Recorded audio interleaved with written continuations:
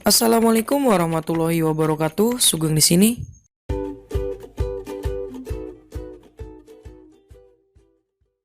Halo teman-teman semua, pejuang UMPTKIN 2020. Oke, di video kali ini kita akan bahas soal UMPTKIN 2020 hari kedua. Tapi sebelum itu, jika teman-teman belum subscribe channel ini, silahkan di-subscribe dulu. Dan jangan lupa aktifkan loncengnya agar teman-teman tidak ketinggalan video terupdate dari channel ini. Dan jika teman-teman suka dengan video seperti ini, silahkan like. Dan jika teman-teman tidak suka pun, silahkan di sana ada tombol dislike.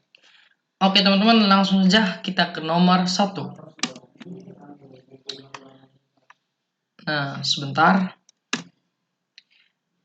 Di sini ada Ilham beli buku pelajaran sekolah pada sebuah toko buku yang menerapkan diskon berlipat. Nah, maksudnya apa? Berarti nanti ada diskon ini nih, diskon pertama, kedua, ketiga gitu kan, dan seterusnya.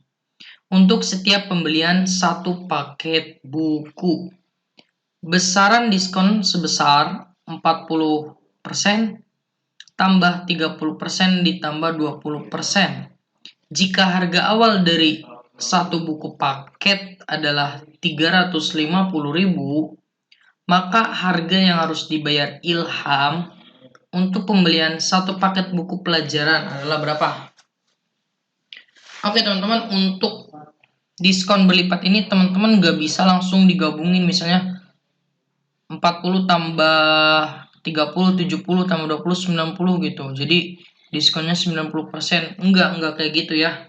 Jadi sebenarnya kita tinggal satu-satu aja. Coba dia itu kan harganya itu awal ya 350.000.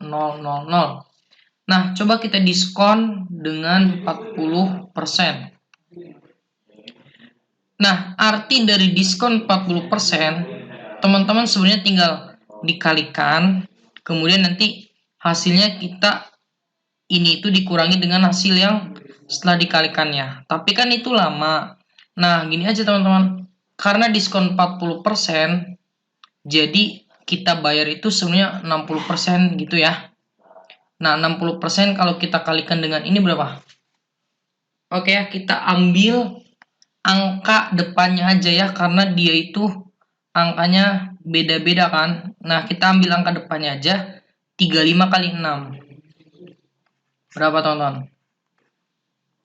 21. Nah, kita ambil 21-nya ya. Nah, harganya jadi 21. Dia itu 30%. Berarti 30% itu artinya kita bayar 70% ya. Nah, 70% kita kali dengan 21 ini. Tinggal 21 kali 7. 21 kali 7 berapa teman-teman? Di sini aja 14. 147 gitu kan. Nah, berarti harganya jadi 147 berapa? Nolnya ada berapa kita nggak tahu. Yang jelas awalnya 147 ya. 147. Harga diskonnya lagi 20%. Nah, 20% itu artinya kita bayar 80% ya kan? Ya enggak? Nah, 80% kita kalikan dengan 147. Kita ambil angka depannya. 147 dikali 8. 8 kali 7, 56. 8 kali 4, 32. Berarti 37. Nah, 8 kali 1, 8. Tambah 3, 11. 1176. Nah, berarti jawaban yang tepat adalah B. Gitu ya. Jadi kita nggak usah ngitung 00-nya. Paham ya? Lanjut, nomor 2. Setiap sore, Rudy dan Delvira melakukan olahraga dengan berjalan mengelilingi area komplek perumahan. Area komplek tersebut berbentuk persegi panjang dengan luasnya itu adalah 600.000 meter persegi. Jika ukuran panjang area itu adalah 700 meter lebih dari lebarnya. Oke, berarti panjangnya itu 70 meter lebih dari lebarnya. Maka berapakah panjang area yang dikelilingi mereka? Nah, oke, kita analisis satu-satu teman-teman. Berarti dia itu kalau misal kita gambar, dia itu kan si kompleknya itu kan persegi panjang ya. Misalnya ini kita panjang, ini lebar ya. Dia itu katanya luas. Luasnya itu kan berarti panjang kali lebar kan. Dimana jawabannya itu adalah 600.000 meter persegi. Kemudian, jika ukuran panjang area 700 meter lebih dari lebarnya, berarti si panjang itu artinya apa? Ya, berarti si lebarnya ditambah 700, ya nggak? Paham nggak? Karena si panjangnya 700 lebih dari lebarnya gitu kan. Berarti misalnya kalau lebarnya 300, ya berarti panjangnya nanti berapa? 10.000 ya. 1000 itu kan 700 lebih dari 300. Nah, setelah ini gimana teman-teman? Sebenarnya kita tinggal substitusi ke sini, nanti dapat lebarnya berapa, panjangnya berapa kan? Coba kita substitusikan ke ini, nilai P-nya adalah L tambah 700. Berarti kan panjang kali lebar itu adalah 600.000. Kemudian panjangnya itu lebar ditambah 700 dikali lebar sama dengan 600.000. Berarti ini L kuadrat ditambah 700L dikurangi berapa nih? 600.000 sama dengan 0. Nah, kita cari faktornya. Nanti faktor dari L itu berapa? Nanti dapat kan L berapa, kemudian P-nya dapat. Coba berapa kali berapa yang hasilnya 600.000 kalau dijumlahkan hasilnya 700. Coba teman-teman. Coba kalau misalnya 600.000 kita bagi dengan 500. Coba berapa? Nah, berarti 1.200 ya. 1.200. Nah, 1.200 ini coba teman-teman, kalau misalnya dikali 500, kira-kira dapat 700 gak kalau dijumlahkan? Dapat ya. Coba kalau kita kurangi, dapat 700 kan? Nah, berarti benar nih. Misalnya di sini 1.200 dan di sini tentunya 500 ya. Nah, berarti yang minnya yang mana? Karena dia minnya di sini kan. Nah, berarti pasti ada yang satu yang min. Dan 700-nya itu positif, berarti di sini positifnya, di yang gedenya. Nah, dapat berapa? Didapat L-nya itu negatif 1.200 sama ini atau ya, atau L-nya itu 500. Mana yang kita ambil? Yang positif. Kenapa yang positif? Karena dia itu kan lebar. Lebar itu ya masa negatif sih. Nah, dapat L-nya 500, P-nya berapa? Dari sini dong. P sama dengan berarti 500 tambah 700. Jadi P itu sebenarnya berapa? 1.200. Balik lagi ya kayak tadi. Nah, panjang 1.200, lebar 500. Yang ditanyakan apa? Panjang area yang dikelilingi. Berarti kan yang dikelilingi nih. Artinya apa? Kelilingnya kan. Nah, keliling dari persegi panjang itu apa? 2P ditambah 2L, ya enggak? Ini keliling. Jadi kelilingnya itu adalah 2 kali P. 2 kali P. 1.200 kali 2 berarti 2400 ditambah 2 kali lebar. 2 kali 500 ya 1.000 dong. Jadi kelilingnya adalah berapa? 3.400 cm. Jawabannya yang mana? Yang A, teman-teman. Gitu ya. Lanjut nomor 3. Terdapat 4 huruf A, I, U, E dan 2 angka 0 dan 1. Akan dibentuk password terdiri dari 5 digit berbeda. Oke. Berarti ini ada kata berbedanya ya. Dengan 4 huruf dan 1 angka. Maka pernyataan berikut yang benar apa, teman-teman? Di sini kemungkinan banyaknya password 824 48 192. Berarti kan di sini ternyata ya kita nyari banyaknya password aja kan. Ada berapa sih gitu. Kita tinggal tulis aja nih. Dia itu kan ada 5 ya, 5 digit kan. 1 2 3 4 5. Nah, katanya terdiri dari 4 huruf dan 1 angka. Berarti misalnya yang ini itu kita huruf ya. Dan yang ini itu angka. Coba gimana teman-teman? Yang udah pasti yang mana?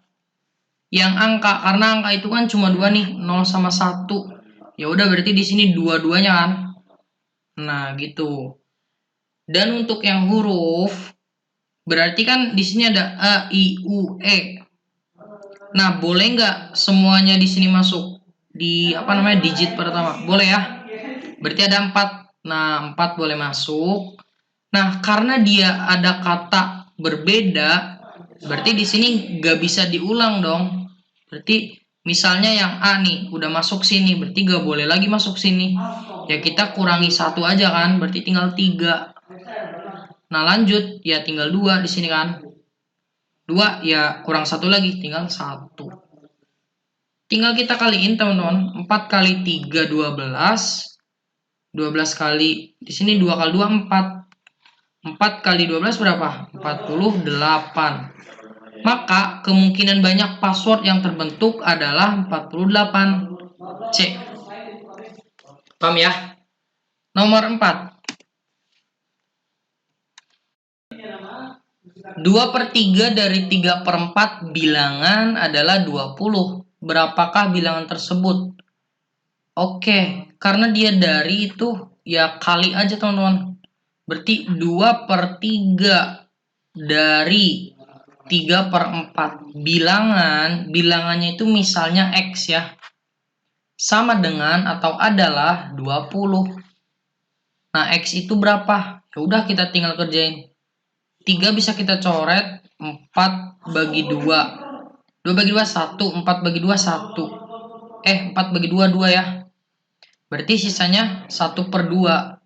1/2 X sama dengan 20. Maka X-nya adalah 20 kali 2, 40. So, jawabannya adalah D. Lanjut. Akar 81 ditambah minus 4/3 ditambah 70 kali 0,5. Nah, untuk soal bentuk kayak gini, nah kita prioritaskannya itu perkalian pembagian gitu ya. Nah, ini di luar perpangkatan gitu. Kalau pangkat ya itu emang harus duluan gitu kan. Nah, untuk akar 81 berapa? Akar 81 itu 9, teman-teman. Karena 9 kuadrat ya 81. Terus di sini itu negatif 4/3. Negatif 4/3 itu berapa? Kalau negatif dipangkatkan bilangan ganjil itu pasti negatif lagi. 4 kali 4 16. 16 kali 4 lagi berapa? Berarti 64. Berarti negatif 64 ya. Kalau nanti negatif pangkatnya genap itu nanti positif. Ditambah, nah kita kali ini karena dia itu kan perkalian nih. Jadi nggak boleh 64-nya nanti tambah 70. Kali dulu. 70 kali 0,5. 0,5 itu kan setengah. Ya nggak? 70 kali setengah. Berarti 35. Ya nggak? Nah, setelah ini gampang. Tinggal kita hitung aja nih dari kiri. 9 dikurangi 64. Karena minnya itu lebih gede kan. 64 itu kan lebih gede dari 9. Berarti jawabannya negatif. 64 dikurangi 9-nya berapa? 50 berapa? 55. Ya nggak? Tinggal dijumlah 35. Nah, 55 dengan 35 gedean 55. Maka jawabannya negatif gitu. 55 dikurangi 35 itu adalah 20. So, jawabannya adalah negatif 20. Paham ya? 6. Ini tipenya kayak tadi sama, kita prioritaskan perkalian atau pembagian nih. Berarti 50-nya tetap, tambah 27 bagi 3, 9. Kurangi walaupun dia minus 15 kali 3 kan ya tetap nanti jadi negatif ya. 15 kali 3 45 plus 40. Ini berapa? 59 minus 45 ditambah 40. Karena 45 lebih gede dan itu minus ya berarti minus gitu. 45 dikurang 45. 95 dikurangi 59 dikurangi 5 berarti 54. Jadi jawabannya adalah C. Lanjut 7. 49 36 25 16 dan seterusnya berapa? Oke, berarti gini teman-teman. Ini udah kelihatan ya polanya. Kalau teman-teman sering latihan soal pola kayak gini pasti udah ketebak ini. 49 kan 7 kuadrat. 36 kan 6 kuadrat. 25 kan 5 kuadrat. 16 kan 4 kuadrat. Berarti selanjutnya berapa? 7, 6, 5, 4. Berarti 3. 3 kuadrat. Berapa 3 kuadrat? 9. Jawabannya adalah A. Lanjut nomor 8. Jika dua orang mengecat tembok sepanjang 40 meter, membutuhkan waktu 8 hari. Berapa orang yang diperlukan untuk mengecat tembok sepanjang 60 meter dalam waktu 4 hari? Nah, oke teman-teman, ini tuh tentang perbandingan ya. Dia itu mau berbalik nilai, mau senilai. Nanti kita lihat aja di soalnya gitu kan. Nanti kita kerjain apakah dia itu berbalik nilai atau senilai. Nah, tapi di sini tuh lebih kompleks teman-teman karena dia itu di sini kan 40 meter, sedangkan di sininya 60 meter gitu. Ini 8 hari, ini 4 hari. Jadi ada dua yang beda. Biasanya kan cuma satu tuh. Yang itu lebih gampang sih. Coba ini kita kerjain bareng-bareng. Tips untuk mengerjakannya itu ya kita tulis aja, misal di sini ada orang. Terus di sini ada pekerjaannya. Dan di sini ada waktunya gitu kan. Coba dua orang, ini kan dua orang mengecat tembok 40 meter. Ini pekerjaannya ya, temboknya itu 40 meter. Membutuhkan waktu 8 hari. Nah, berapa orang yang diperlukan? Berarti kan berapa orang tuh ya ini misalnya X. Berapa orang yang diperlukan untuk mengecat tembok sepanjang 60 meter dalam waktu 4 hari. Nah, gimana teman-teman? Kalau misalnya si temboknya tetap 40 ya gampang kan, tinggal ini sama ini aja nih kita bandingin karena dia udah sama. Tapi di sini kan beda, ini 40, ini 60. Nah, berarti kita samakan dulu teman-teman. Berarti yang ini kita samakan dulu nih. Maksudnya gimana samakannya? Jadi kita samakan pekerjaannya jadi 60 meter gitu. Berarti dari 40 itu jadi 60, kita pengennya 60 meter. Nah, kalau dia 60 meter, berapa orang sih gitu kan? Tanda tanya nih, berapa orang di sini? Coba gimana? Kan 40 per 60 sama dengan, nah, pekerjaan dengan orang itu berbalik nilai atau senilai. Nah, kalau bingung kita lihat waktunya itu dia minta tetap misalnya 8 kan. Nah, waktunya masih tetap 8, kita bandingkan dengan 60 meter yang tadinya 40 meter. Waktunya sama nih, 8 sama 8. Berarti gimana? Si orangnya harusnya makin banyak atau makin sedikit? Ya makin banyak dong, ya enggak? Nah, berarti senilai ya, karena ya makin banyak pekerjaannya ya orangnya pun harus makin banyak karena waktunya tetap gitu. Jadi dia itu karena 40 per 60 ya berarti tinggal 2 per kotak misalnya kan, ini kotaknya. Nggak dibalik karena dia senilai. Berarti kotaknya berapa? Coret-coret. Kemudian dia itu sama dengan 2. 6 per 4 ya. 2-nya kita coret dapat 2. 6 bagi 2, 3. Jadi kotaknya itu adalah 3. Ternyata si orang itu butuh 3 orang gitu untuk menyelesaikan 60 meter dalam waktunya 8 hari. Tetap ya. Nah, sekarang karena dia udah sama, berarti kita tinggal bandingin yang X4 sama 38. Berarti kan dia itu X per 3. Nah, ini perbandingan berbalik nilai atau senilai. Orang dengan waktu. Makin banyak orang, tentunya waktunya makin sedikit ya. Jelas ya, logis ya. Nah, berarti dia itu berbalik nilai karena orang yang makin banyak, waktunya makin sedikit. Karena berbalik nilai, dia kan 4/8 harusnya nih. Ya dibalik aja 8/4. Karena ya berbalik nilai tadi. Jadi X-nya berapa? 8/4 kali 3. 8 bagi 4, 2. 2 kali 3, 6. Jadi X-nya adalah 6. X ini kan orangnya ya. Jadi diperlukan 6 orang, teman-teman. Nah, gitu ya. Semoga teman-teman paham. Kita lanjutkan nomor 9. Andi selalu menabung di bank secara rutin setiap awal bulan sebesar 200.000. Jika pada pertengahan Januari, ini pertengahan ya. Berarti kalau pertengahan karena dia nabungnya awal bulan ya berarti udah masuk kan ibaratnya. Pada pertengahan Januari itu Andi telah mempunyai uang 600.000. Maka berapakah banyak uang Andi pada pertengahan? Nah, pertengahan lagi nih. Bulan Desember 2020. Nah, berarti sebenarnya kita menggunakan konsep aritmetika ya. Karena nanti ada U1 dan ada bedanya kan. Nah, berarti untuk aritmetika itu kita definisikan dulu A-nya atau U1. U1-nya berapa? 600 atau 200? Ya 600 dong, karena ya dia ibaratnya awalnya gitu kan. 600.000. Nah, untuk beda itu kan berarti 200.000 nih. Kenapa 200.000?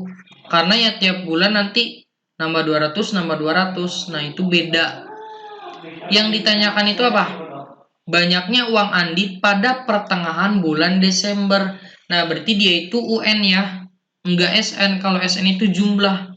Kalau dia nanyanya banyaknya uang Andi dari awal sampai Desember gitu. Nah, itu pakai SN. Berarti kita sekarang pakai UN ya. UN itu apa? Untuk aritmetika. A ditambah N-1B, ya enggak?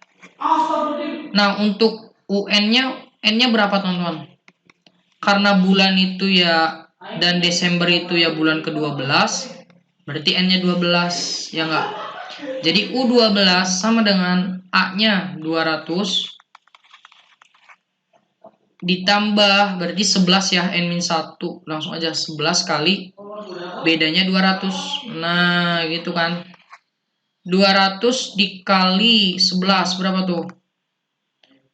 Ya, oke, ini bukan 200 ya, ini 600 nih karena A.